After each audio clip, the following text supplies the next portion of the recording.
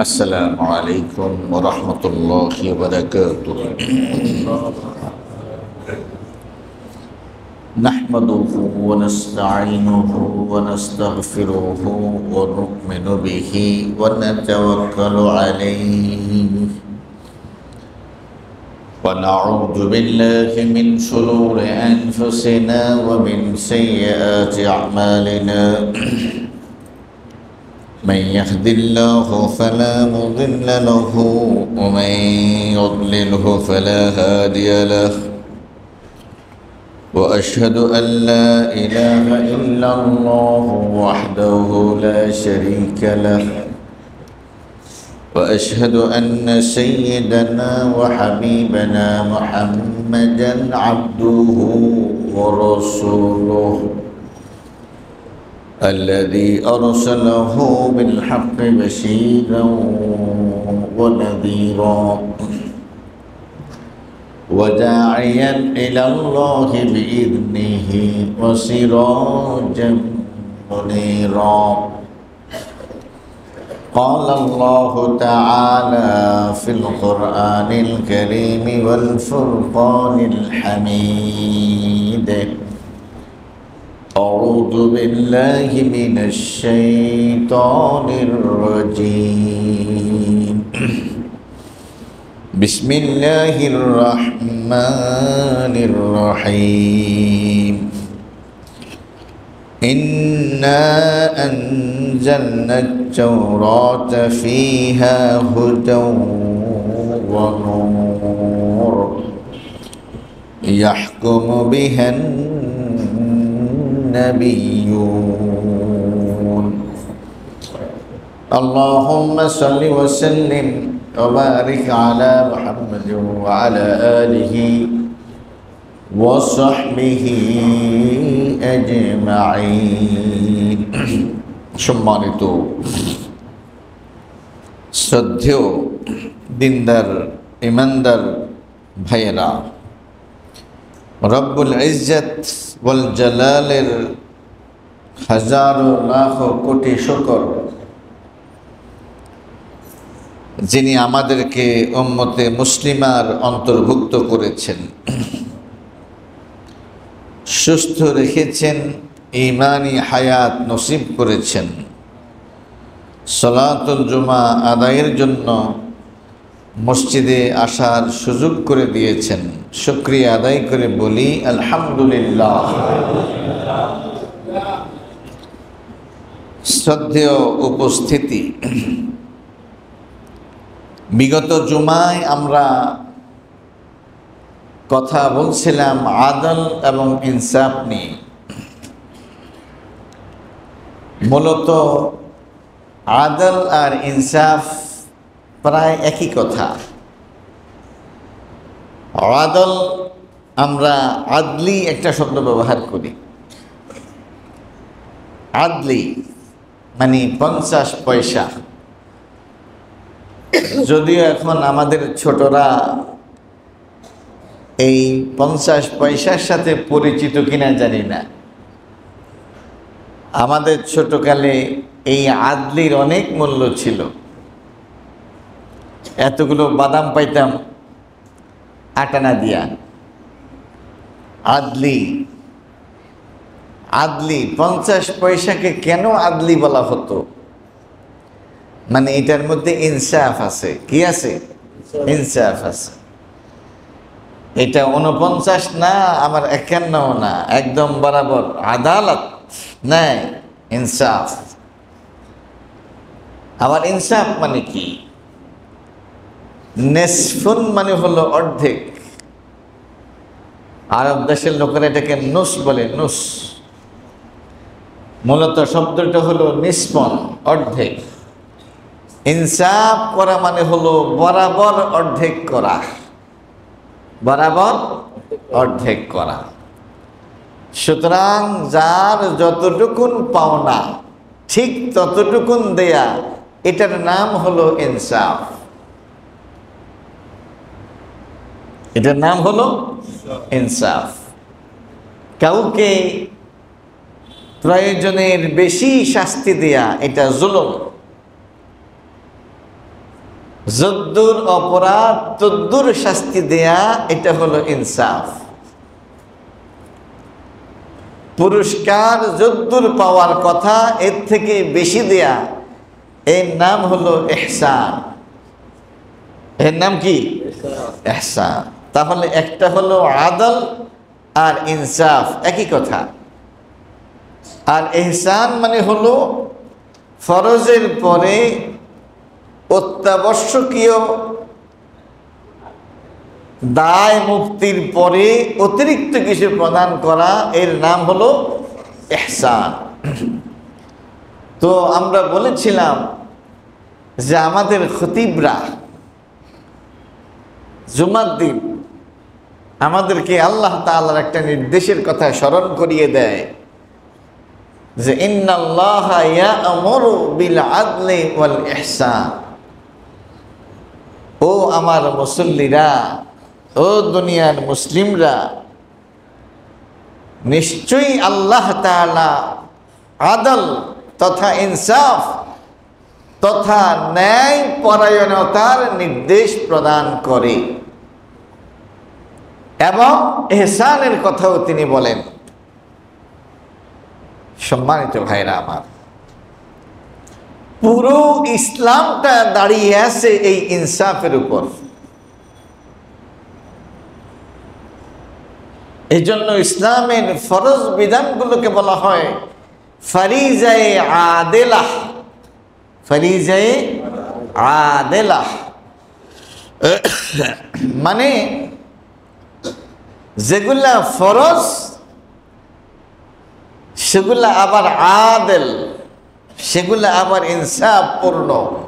তার মানে হলো আল্লাহ তাআলা যেটাকে ফরজ করেছেন, এটা ফরজ না করলে ক্ষতি হতো, সেই কারণেই আল্লাহ ফরজ করেছেন। আল্লাহ তাআলা যেটাকে হারাম করেছেন, সেটা যদি তিনি হারাম না করতেন তাহলে ক্ষতি হতো। আল্লাহ তাআলা বিনা প্রয়োজনে কোনো কিছু করেন না। যেটা আবশ্যক, এটা আবশ্যক করাটাই ছিল ইনসাফপূর্ণ। যেটা হারাম, সেটা হারাম করাটাই ছিল ইনসাফের দাবি। এই জন্য যারা ফরজ লঙ্ঘন করে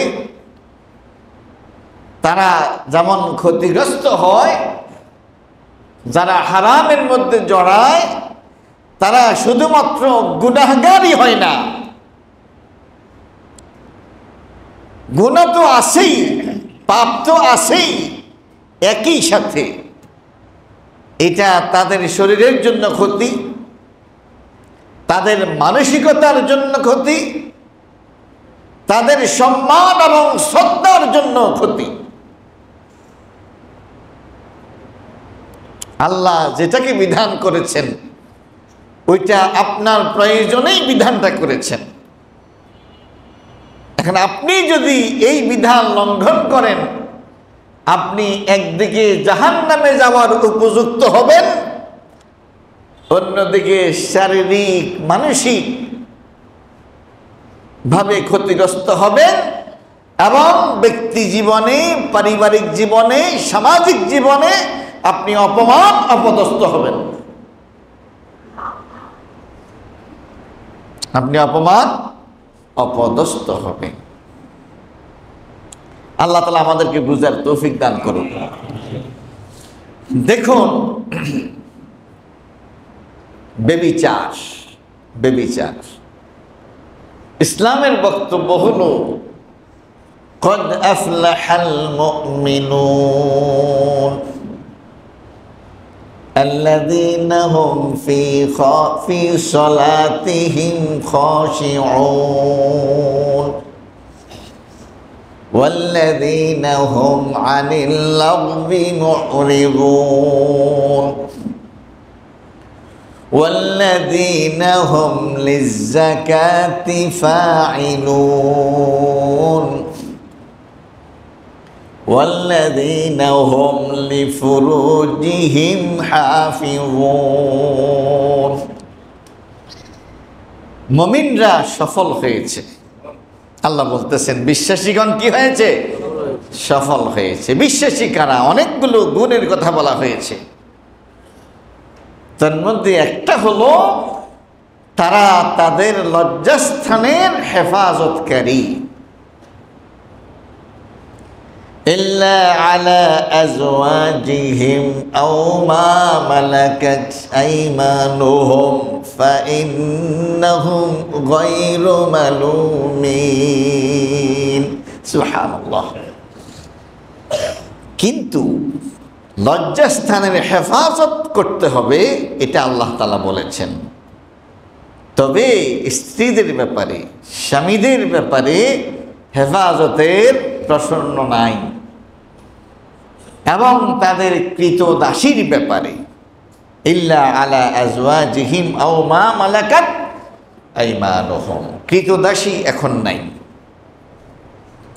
অমুসলিমদের সাথে যদি কখনো যুদ্ধ হয়, জিহাদ হয়, তখন তাদের নারীরা যদি বন্দী হয়ে আসে, তখন ইসলামের সুন্দর বিধান হলো তাদেরকে স্ত্রীর মর্যাদায় দিয়ে রাখা যাবে।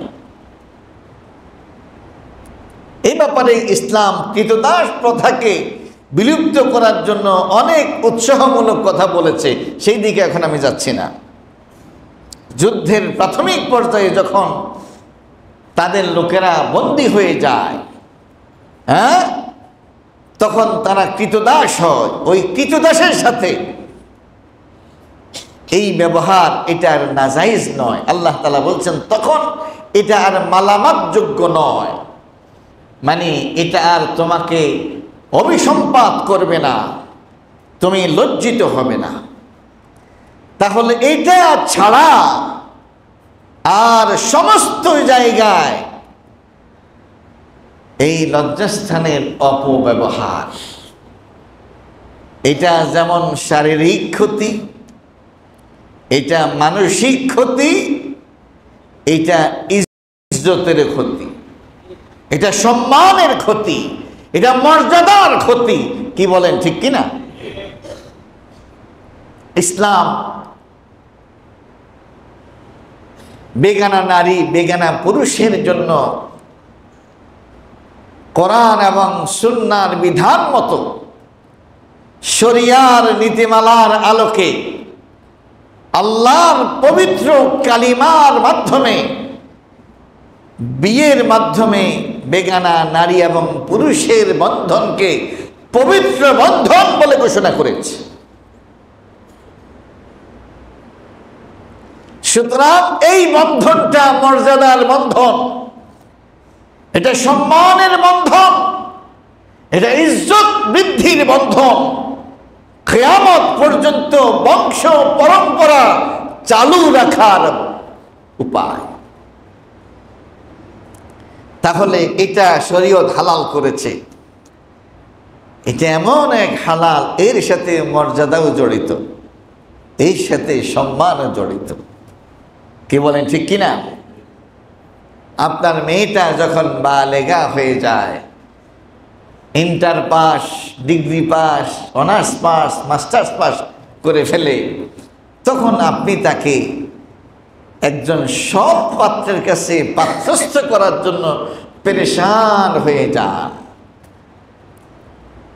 পবিত্র সালাত আদায় করে আপনি দুহাত তুলে রব্বুল আলামিনের কাছে দোয়া করেন, মাওলা আমার উপযুক্ত মেয়েটার জন্য একজন সৎ পাত্রের ব্যবস্থা আপনি করে দেন। আপনার মেয়েকে দেখার জন্য অপরিচিত একটা ছেলে আসবে, তারা আসার সময় মিষ্টি নিয়ে আসতেছে, ফল ফলাদি নিয়ে আসতেছে, আপনার বাসায় রান্নার আয়োজন হচ্ছে, তারা 10 জন আসবে। আপনি মেয়ের মামাকে দাওয়াত দিলেন, মেয়ের চাচাকে দাওয়াত দিলেন, বললেন যে আমাদের বাসায় আসো, তোমার বাস্তিকে দেখতে আসবে, আমার মেয়েকে দেখতে আসবে, তোমরা সবাই উপস্থিত থাকো। সুবহানাল্লাহিল আযীম ওয়া বিহামদিহি। আল্লাহ যেটা হালাল করেন সেটা হালাল না করলে সমস্যা হইতো। আল্লাহ যেটা হারাম করেন সেটা হারাম না করলে সমস্যা হতো। এই জন্য শরীয়তের প্রতিটি বিধান হলো ইনসাফপূর্ণ বিধান। কোরআন এবং সুন্নাহর বাহিরে কোন বিধানের মধ্যে আপনি ইনসাফ খুঁজে পাবেন না, ন্যায় পরায়ণতা খুঁজে পাবেন না। সুতরাং সমাজের মধ্যে ইনসাফ প্রতিষ্ঠা করা, ন্যায়ের বিধান প্রতিষ্ঠা করা, এটা শুধুমাত্র হুজুরদের দায়িত্ব নয়, এটা ইমাম আর খতিবের দায়িত্ব নয়, এটা শুধুমাত্র নামাজীদের দায়িত্ব নয়, বরং আল্লাহর প্রতিটা গোলামের জন্য এই বিধানটাকে আল্লাহ তাআলা ফরজ করে দিয়েছেন। এটা বুঝতে হবে। ইনসাফ, ইমান, ইহসান অনেক বড় একটা ব্যাপার। মেয়েটা আসলো, দুই পক্ষ সম্মত হলো, আল্লাহর কালিমার মাধ্যমে পবিত্র বন্ধন রচিত হবে। কি? ইমাম সাহেবকে নিয়ে আসো, তিনি আল্লাহর কালিমা জানেন। ইমাম সাহেব গেল, তিনি খুতবা পড়লেন, কোরআনের 3টি আয়াত পড়লেন, 2-1টা হাদিস বললেন, আল্লাহর হামদ সানা করলেন, নবীর উপরে দুরূদ পড়লেন, এই যে আমার কবুলের মাধ্যমে বিবাহ সম্পন্ন করলেন।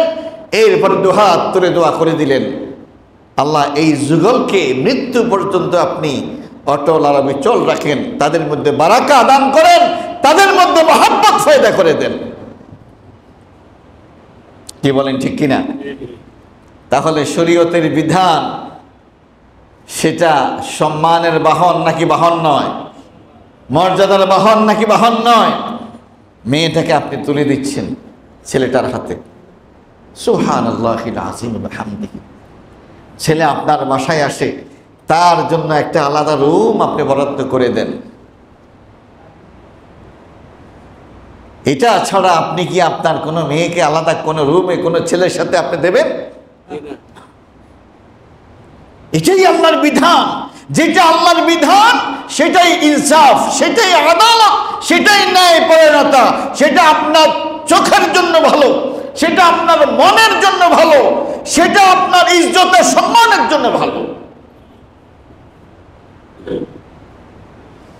আল্লাহ না করুক, আল্লাহ না করুক, আল্লাহ না করুক, আপনার কোনো আত্মীয়া যদি,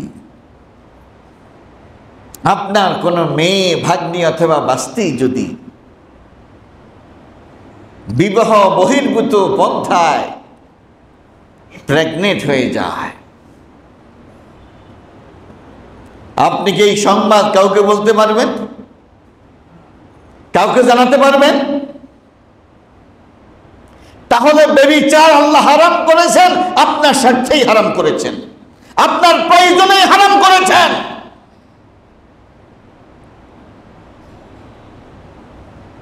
এর মাধ্যমে যেই সন্তান পৃথিবীতে আসবে তাকে আপনি আঙ্গুল দিয়ে হাঁটাইয়া হাঁটাইয়া মসজিদে নিয়ে আসতে পারবেন?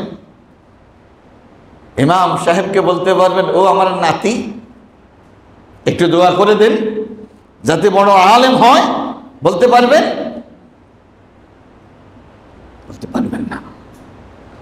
এই জন্য আল্লাহ বলছেন, তোমরা আদল করো, ইনসাফ করো। আপনি আদল পাইবেন কোথায়? ইনসাফ পাইবেন কোথায়? পৃথিবীর কোন কিতাবের মধ্যে আদল আর ইনসাফ পাবেন না। আদল আর ইনসাফের কিতাব আল্লাহর কিতাব। সুবহানাল্লাহ। আদল আর ইনসাফের কিতাব কিসের কিতাব? আল্লাহর কিতাব। এই জন্য আল্লাহ রসুল সাল্লাল্লাহু আলাইহি ওয়াসাল্লাম বলেছেন, মান কালা বিহি সাদাকা, সম্ভবত আলী বলেছেন, যে ব্যক্তি কোরআন দিয়ে কথা বলে কেবল সেই সত্য কথা বলে। সুবহানাল্লাহ। যে ব্যক্তি কথা বলে কিন্তু কোরআন থেকে বলে না,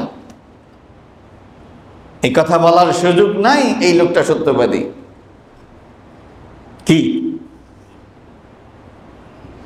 ওমান হাকামা বিহি আদালা, যে কোরআন দিয়ে ফায়সালা করে কেবলমাত্র তার ফায়সালা, তার বিচার সঠিক বিচার। সুবহানাল্লাহ। ওমান আমিলা বিহি উজরা, আর যে ব্যক্তি কোরআন দিয়ে আমল করে কেবলমাত্র তার আমল নামাই সওয়াব লেখা হবে। সুবহানাল্লাহ বললেন না?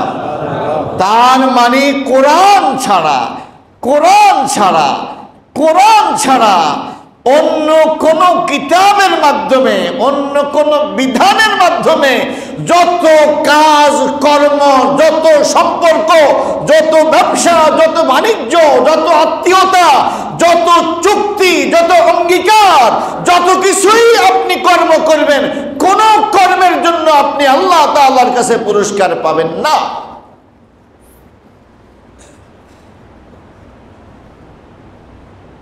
যে কাজটাই আপনি কোরআনের মাধ্যমে করবেন, কোরআনের নির্দেশের আলোকে করবেন, কোরআনের বিধানের আলোকে করবেন, সেই কাজের পুরস্কার আপনাকে দেয়া হবে। সুবহানাল্লাহ। ইসলামের বক্তব্য হলো স্ত্রীকে ভালোবাসো। আপনি স্ত্রীর চেহারার দিকে যতবার তাকাইবেন ততবার আপনার সওয়াব হতে থাকবে। কোরআন বলছে বেগানা নারীর দিকে তাকাইও না, যতবার তাকাইবেন ততবার গুনাহ হতে থাকবে।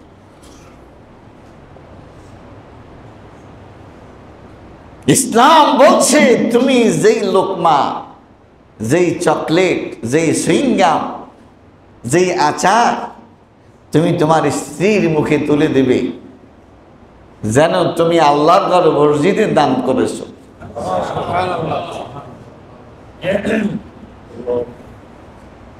এই জন্য বলা হয়েছে ওমান আমিলা বিহি উজরা, কোরআন আর সুন্নাহর আলোকে যেই আমলটাই করা হবে সেই আমলেরই পুরস্কার আপনার আমলনামায় দেয়া হবে।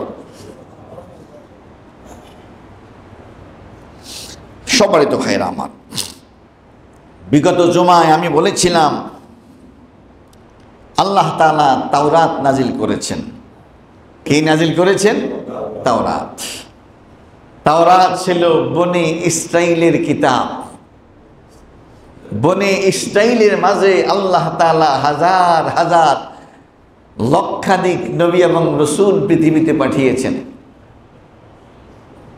আল্লাহ তাআলা ওই তাওরাত সম্পর্কে বলছেন ইন্না আনজালনাত তাওরাত, আমি আল্লাহ কোরআনের আগে, ইনজিলের আগে তাওরাত নামক আসমানি কিতাব নাজিল করেছি। কি নাজিল করেছি? ফিহা হুদান,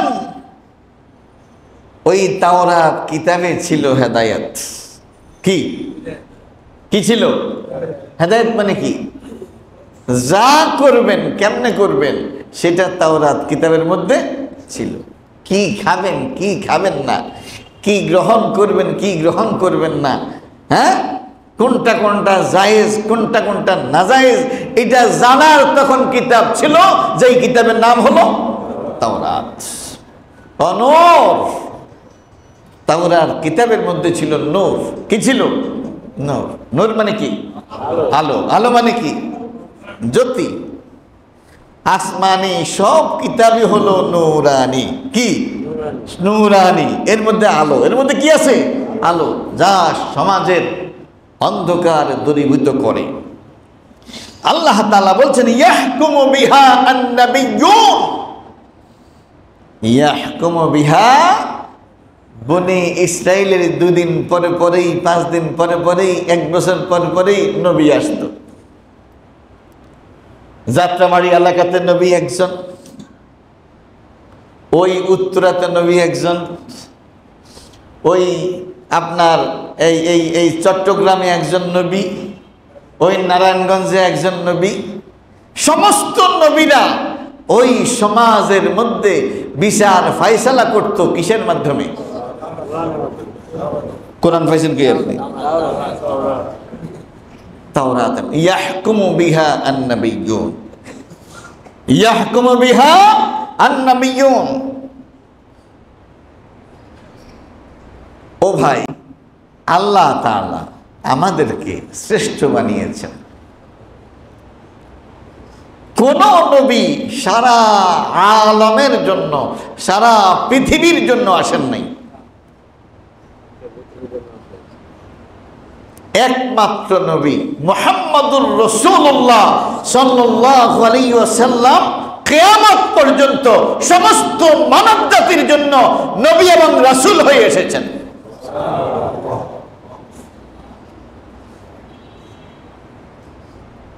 যদি বনি ইসরাইলের মতো সিস্টেম থাকতো, তাহলে মুহাম্মদ সাল্লাল্লাহু আলাইহি ওয়াসাল্লামের পরেও হাজার হাজার নবী এবং রাসূল পৃথিবীতে আসতো। এখন আমাদের নবী তো আর আসবেন না। আল্লাহ তাআলা বনি ইসরাইলের নবীরা যেই কাজ করত, তাওরাত দিয়ে সমাজের মধ্যে ইনসাফ প্রতিষ্ঠা করা, এটা বনি ইসরাইলের নবীরা করত। এখন এই কাজ আল্লাহ তাআলা নবী মুহাম্মদ সাল্লাল্লাহু আলাইহি ওয়াসাল্লামের উম্মতের উপরে দিয়েছেন।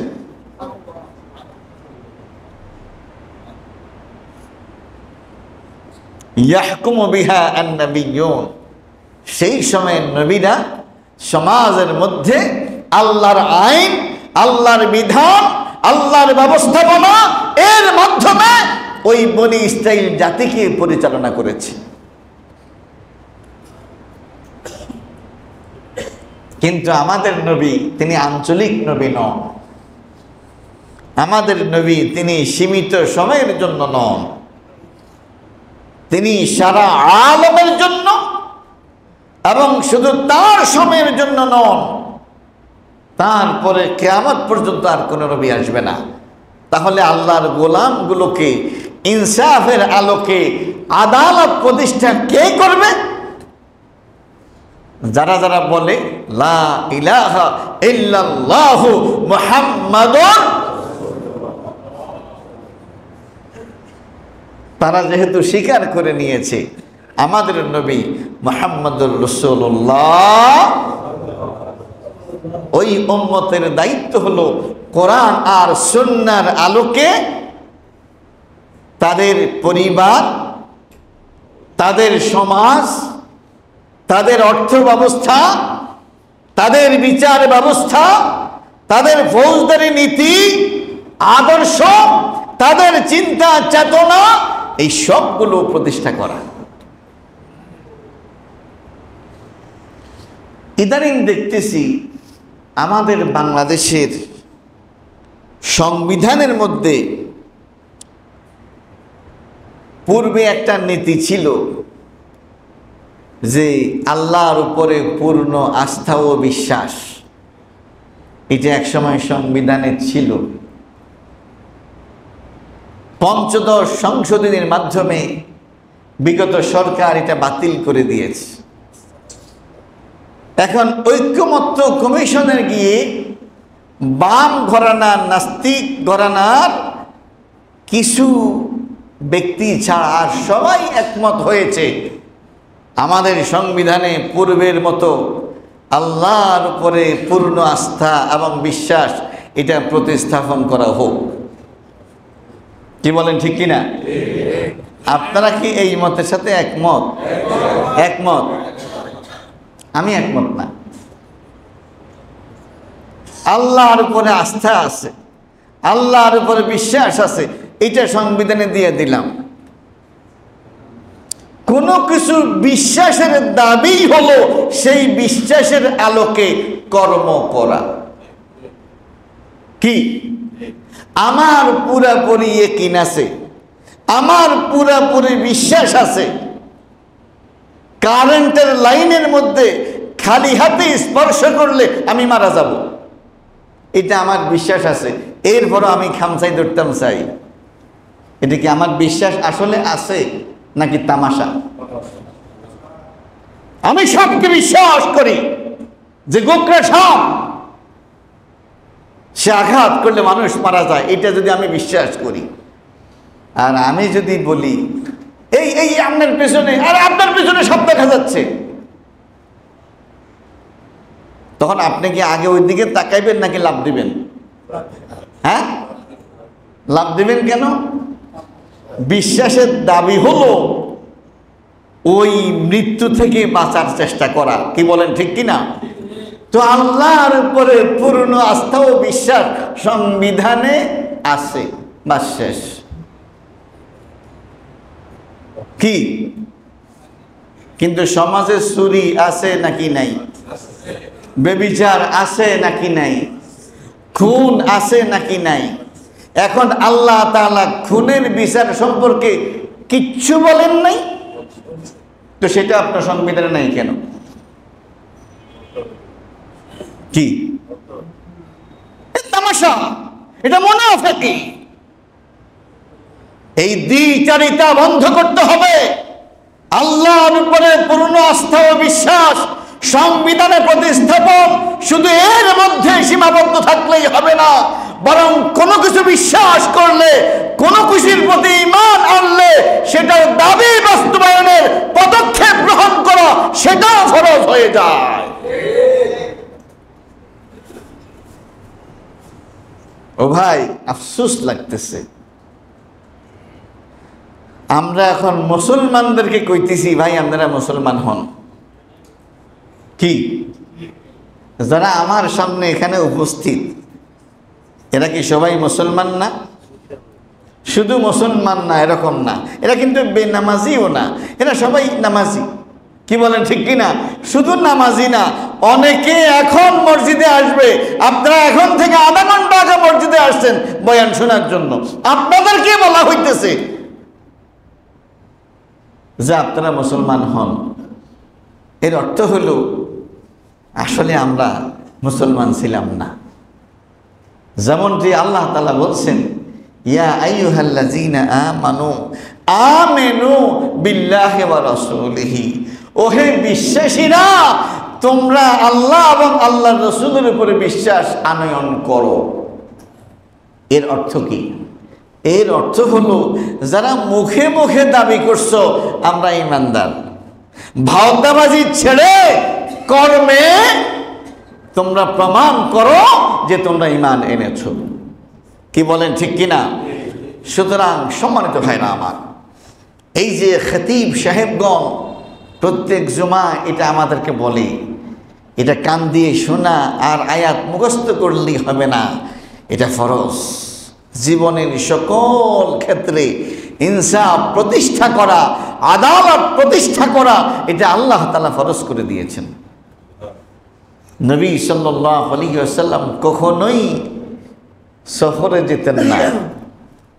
যখন সফরে যেতেন তার স্ত্রীদেরকে নিয়ে যেতেন, কিন্তু তিনি তো নিয়ে যাবেন একজনকে। কাকে? একজনকে নিয়ে। কাকে নিয়ে যাবেন? সবাই যেতে চায়। এখন তিনি তো সবার স্বামী, তিনি তো পার্সিয়ালিটি করতে পারেন না। পার্সিয়ালিটি করা হারাম, তাকে ইনসাফ করতে হবে। তখন তিনি ব্যাপারটা আল্লাহর উপরে ছেড়ে দিতেন যে আসো সবাই, আসো সবাই বসো, এখন লটারি হবে, লটারিতে যার নাম আসবে সে আমার সাথে যাবে। সুবহানাল্লাহ। ইনসাফ করা ফরজ। ইনসাফ করা কি ফরজ? তিনি নিজেও ইনসাফ করতে বাধ্য, তিনি নিজেও ইনসাফ করতে বাধ্য। আল্লাহ তাআলা তার উপরে ফরজ করেছেন ইনসাফ করতে হবে। আল্লাহ তাআলা বলছেন ওয়ালাউ আলা আনফুসিকুম, যদিও নিজেদের বিপক্ষে যায়, খবরদার ইনসাফের নীতি থেকে সরে আসা যাবে না। আবিল ওয়ালিদাইন, খবরদার যদিও তোমার পিতামাতা ইনসাফের বিরুদ্ধে যায় তখনও তোমাকে ইনসাফের পক্ষেই থাকতে হবে, পিতামাতার পক্ষে নয়।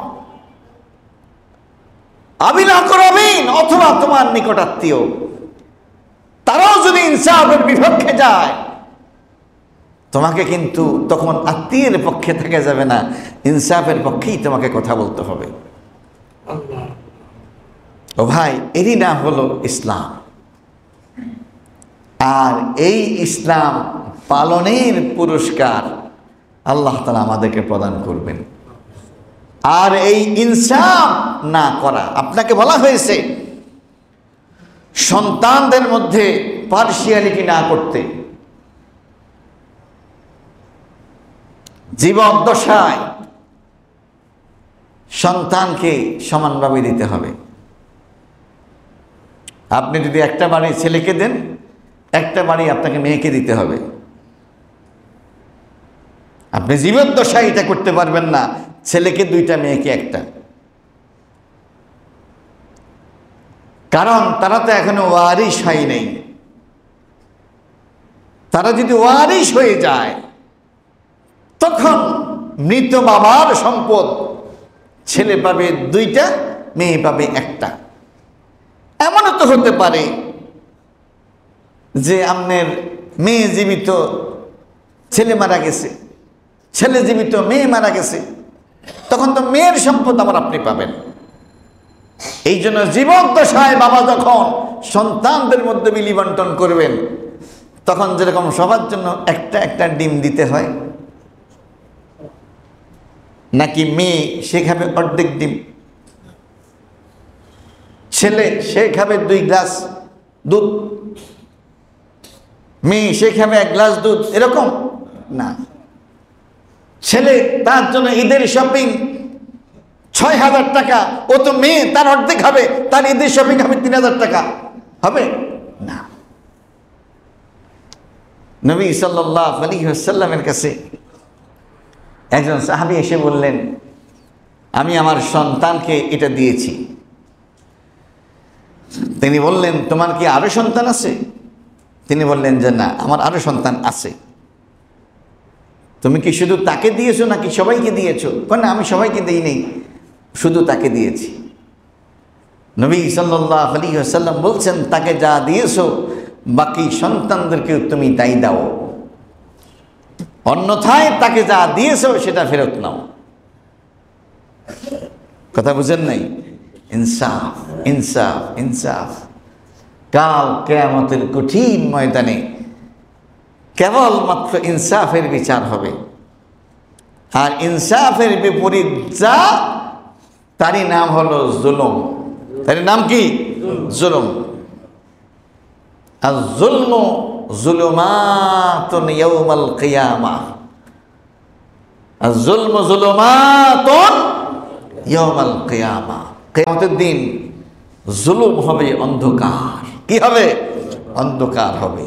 কাল কিয়ামতের কঠিন ময়দানে নামাজি আপনি, রোজাদার আপনি, হাজি আপনি, গাজী আপনি, কোরআন তেলাওয়াত করনেওয়ালা আপনি, আপনি পীরের মুরিদ, আপনি পীরের খলিফা, বাট আপনি জালেম। আল্লাহর কসম, কিয়ামতের দিন আপনি আলো খুঁজে পাবেন না।